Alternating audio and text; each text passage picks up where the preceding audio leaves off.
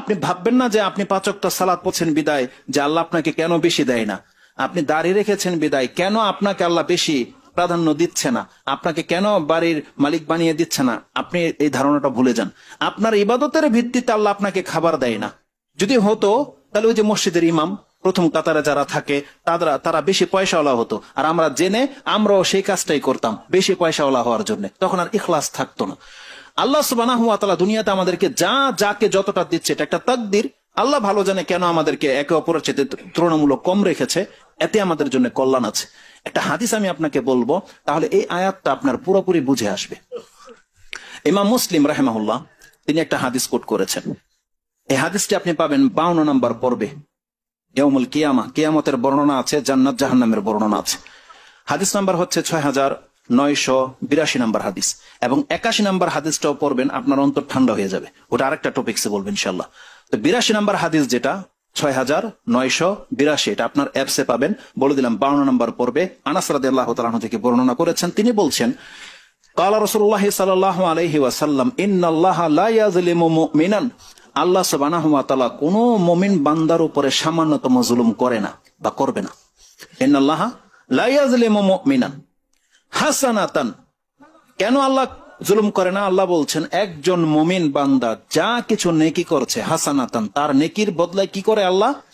Yuta বিহা ফিদ দুনিয়া ওয়া ইউজা বিহা ফিল আখিরাহ। এই ভাষাগুলো আপনি ফলো করেন, আল্লাহ কি বলেছেন। রাসূল সাল্লাল্লাহু আলাইহি ওয়াসাল্লাম বলছেন ইউতা বিহা ফিদ দুনিয়া ওয়া ইউজা বিহা ফিল আখিরাহ।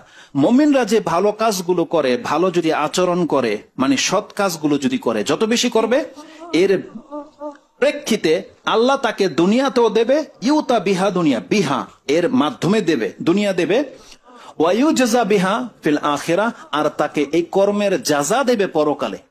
দুনিয়ার ক্ষেত্রে আল্লাহ জাযা শব্দটা ব্যবহার করেনি, আল্লাহ বলছেন ইউতা ফিদ দুনিয়া ওয়া ইউজা বিহা ফিল আখিরাহ, এই কর্মের জাযা দেবে তাকে পরকালে। তার মানে আল্লাহ সুবহানাহু ওয়া তাআলা কর্মের জাযা দুনিয়াতে আমাদেরকে দেয় না, এটা এক্সট্রা দিচ্ছে, আল্লাহ সন্তুষ্ট হয়ে দিচ্ছে। আর আমাদের যতগুলো ইবাদত আছে সব রিজার্ভ রয়েছে, কারণ আল্লাহ সুবহানাহু ওয়া তাআলার ইবাদত করতে খুব দামি। ইবাদতের ভিত্তিতে আল্লাহ বলছেন, আরে যেখানে একটা সুবহানাল্লাহ বলার মূল্য পুরো পৃথিবী চুকাতে পারবে না, একটা সুবহানাল্লাহ বলার, ওই হাদিস আমরা বলেছিলাম, আলহামদুলিল্লাহ বলার মূল্য কেউ চুকাতে পারবে না। 2 রাকাত ফজরের ফরজ নামাজের সুন্নত, যে 2 রাকাত সুন্নত আছে, এই 2 রাকাতের সুন্নত যদি যার আছে, পুরা পৃথিবী এবং পৃথিবীর সমস্ত সম্পদ এক পাল্লায় রাখতে হবে, তাও ওই ফজরের 2 রাকাত সুন্নত নামাজের মূল্য হবে না। এটা মুসলিমে আছে। আয়েশা রাদিয়াল্লাহু তাআলা তিনি বলেছেন যে ক্বালা রাসূলুল্লাহ সাল্লাল্লাহু আলাইহি ওয়াসাল্লাম যে রাকাতুল ফাজরি খায়রুম মিনাদ দুনিয়া ওয়া মা ফিহা, খায়ের বলেছে দুনিয়া এবং দুনিয়াতে যা কিছু আছে তার থেকে শ্রেষ্ঠ হচ্ছে ফজরের 2 রাকাত সুন্নত, ফরজ নয়, 2 রাকাত সুন্নত নামাজ। তার মানে ইবাদতের মূল্য এই দুনিয়ার নাজ নিয়ামত দিয়ে পুরা হবে না কোনোদিন। তাই আল্লাহ সুবহানাহু ওয়া তাআলা বলছেন বান্দার প্রত্যেকটি সৎ কাজ, সেটা রাস্তা থেকে একটা ইটপাটকেল, একটা কষ্টদায়ক বস্তু ছুঁড়ে ফেলে দেওয়া হোক, এটার একটা ওয়েট আছে। আল্লাহ বলছেন এই কাজের মূল্য দুনিয়া দিয়ে চুকাবে না কোনোদিন। তাই আল্লাহ বলছেন ওয়ায়ুতা বিহা ফিদ দুনিয়া ওয়া ইউজা বিহা ফিল আখিরাহ, প্রত্যেকটা মুমিন বান্দাকে পরকালে তার 100% জাযা তাকে দেওয়া হবে। আওফা, আল্লাহ বলছেন আওফা মানে একদম পরিপূর্ণ বদলা তাকে দেওয়া হবে। একটা সুবহানাল্লাহ বলেছে, সে একটা সুবহানাল্লাহর নেকি তার মিস হবে না, কারণ আল্লাহ সুবহানাহু ওয়া তাআলা কি বলেছেন, আমি সেটাকে লিখে রাখছি। আমরা সেই ধাপগুলো অনেকবার বর্ণনা করেছি। তো এই আয়াতের এই হাদিসটার মধ্যে কি আছে যে একটা মুমিন বান্দার নেকির কারণে তাকে ডাবল ভাবে দেওয়া হয়, দুনিয়াতেও দেওয়া হচ্ছে, এটা এক্সট্রা, আর আল্লাহ সুবহানাহু ওয়া তাআলা বলছেন মূল জাযা যেটা ওটা পরকালে দেওয়া হবে।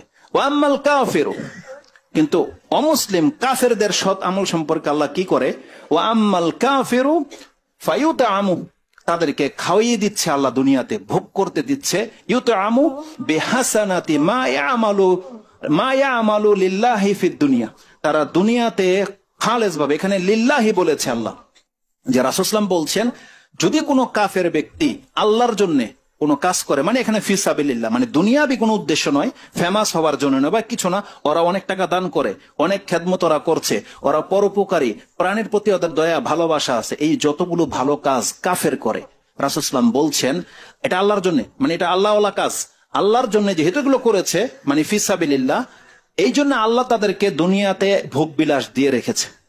হাত্তা ইজা আফদা ইলাল আখিরা, আল্লাহ তার ভালো কর্মের যাজা দুনিয়াতে এমন ভাবে দিয়ে দেয়, হাত্তা ইজা আফদা ইলাল আখিরা, এই ব্যক্তিটা যখন পরকালে উদিত হবে, পরকালে তাকে নিয়ে আসা হবে, লাম তাকুল্লাহু হাসানাতান ইউজজা বিহা, তার এমন কোন নেকি আল্লাহ তার আমলনামায় বাকি রাখবে না যে তার যাজা দেওয়ার প্রয়োজন হতে পারে।